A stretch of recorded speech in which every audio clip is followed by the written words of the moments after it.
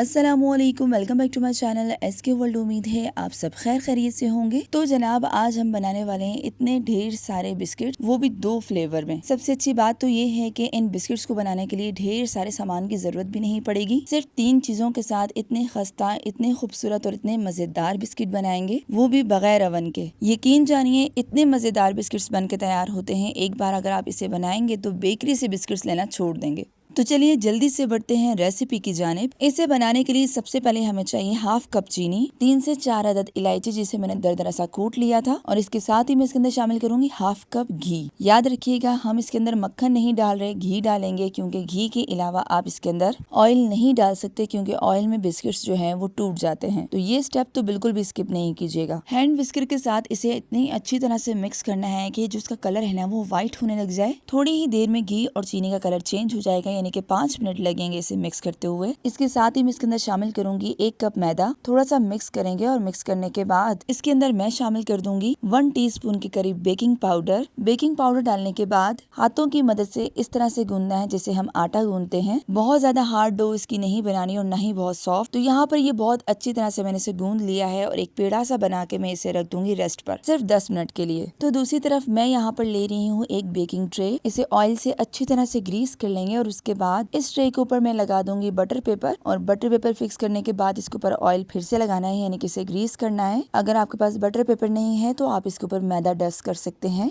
तो जनाब रेस्ट के बाद आप डो की कंडीशन देखें कितनी परफेक्ट सेट हो गई है। देखिए मैं इसे नीचे की तरफ झाड़ते हुए गिरा रही हूँ तो ये बिल्कुल भी नहीं टूट रही। अगर आपकी डो अच्छी है तो आपके बिस्किट्स भी नहीं टूटेंगे। अब कोई एक स्पून आपने लेना है, उससे आपने बिल्कुल लेवल करके डो निकालना है। यहाँ पर मैं 1 टेबल स्पून के करीब डो निकाल रही हूँ। इसे गोल गोल एक छोटा सा बॉल बना लेंगे, प्रेस करना है और बिल्कुल वही शेप देनी है जो बिस्किट्स की होती है। आप चाहें तो स्क्वायर में भी बना सकते हैं या राउंड में, आपका जो दिल करे आप उसी शेप में बिस्किट्स बनाएं। यहाँ पर मेरे पास एक टूल था, यानी कि नाइफ की तरह, उससे मैंने इस तरह से निशान लगा दिए। इससे बिस्किट्स बहुत खूबसूरत लगते हैं। आपका जो दिल करे इस पे डिजाइन क्रिएट कर सकते हैं। तो बस अब इसी तरह से हम बाकी सारे बिस्किट्स को तैयार कर लेंगे। दूसरी तरफ मैंने सिर्फ अंडे की जर्दी ली है, एग व्हाइट यानी कि जो सफेदी होती है वो नहीं लिया। इस जर्दी को अच्छी तरह से मैंने फेंट लिया और उसके बाद इसे अच्छी तरह से ग्रीस करना है सारे के सारे बिस्किट्स के ऊपर। ग्रीस करने के बाद सफेद तिल लगा देंगे। तो लीजिए हमारे इतने सारे बिस्किट्स बनकर तैयार हो गए हैं, लेकिन अभी भी थोड़ी सी डो बाकी थी। तो इसे मैंने अच्छी तरह से मिक्स किया और मिक्स करने के बाद सिर्फ 1 टेबल स्पून कोको पाउडर डाल दिया और इसे अच्छी तरह से मिक्स कर लेंगे ताकि ये एक परफेक्ट डो बन जाए। तो लीजिए चॉकलेट डो बन के तैयार हो गई है।